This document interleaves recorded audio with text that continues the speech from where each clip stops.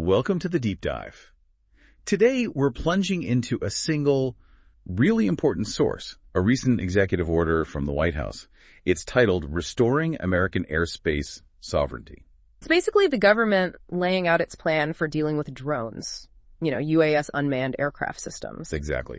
So our mission here is to quickly understand what this order tells us about how the government sees drone use changing, and maybe more importantly, the concrete steps they're actually taking to handle potential threats. The order doesn't really pull punches. It highlights that drones, while great for innovation, also pose a pretty serious risk. We're talking criminals, terrorists, even hostile foreign actors using drones for smuggling fentanyl, for example, or dropping contraband into prisons, and even surveilling law enforcement. It really shows the kind of immediate security challenges they're grappling with. And it's not just crime, is it?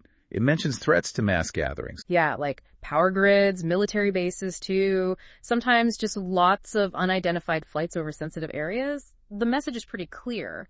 We need to act now. So what's the core idea? The government needs to maintain control over U.S. airspace and protect people and key locations from drones being used carelessly or unlawfully. And how do they plan to do that? It sounds complex. Well, coordination is key. They're setting up a new federal task force.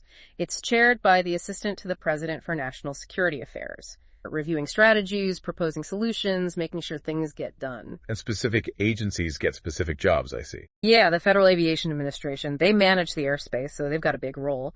They're told to get moving on rules to restrict drone flights over certain fixed sites, like that critical infrastructure you mentioned. And there's something in there about data availability. That sounds important for drone operators. Oh, definitely. A key piece is the FAA has to make flight restriction data, NOTAMs and TFRs, the stuff that tells pilots where not to fly, freely available online. Freely available, and crucially, in a format that drone geofencing systems can actually use. Exactly. What about law enforcement?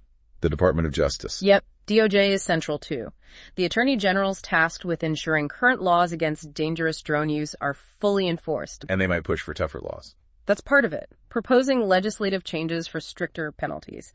Plus, and this could be a big help locally, the order says state, local, tribal, territorial agencies can use federal grant money to buy drone detection and tracking gear.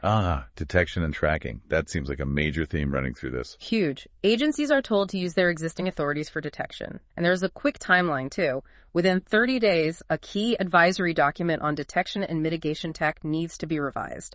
Updated guidance. And there's something about remote ID. That's like the digital license plate for drones, right? Pretty much. Within 60 days, agencies should get real-time access to that remote ID info. It's for enforcement, obviously, to see who's flying. But they do mention safeguards are needed. Privacy concerns, yeah. Makes sense.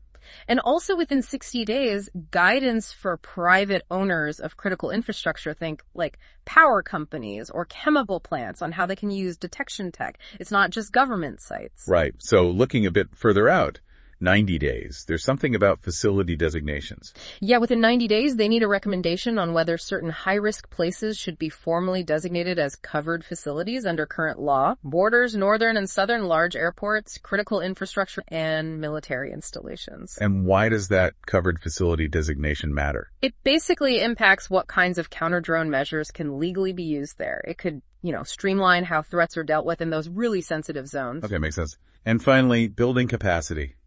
Training. Definitely a priority. The EO talks about exploring how to integrate counter-drone responses into joint terrorism task forces, especially for big public events. And building actual training infrastructure. Yes. Steps to establish a national training center specifically for counter-UAS. And the initial training focus, securing major upcoming sporting events here in the U.S. They specifically mentioned the FIFA World Cup in 2026 and the LA Olympics in 2028. Wow. Okay. So this deep dive really shows a very clear federal push. Multiple agencies involved in regulation, enforcement, detection, training, a whole of government approach.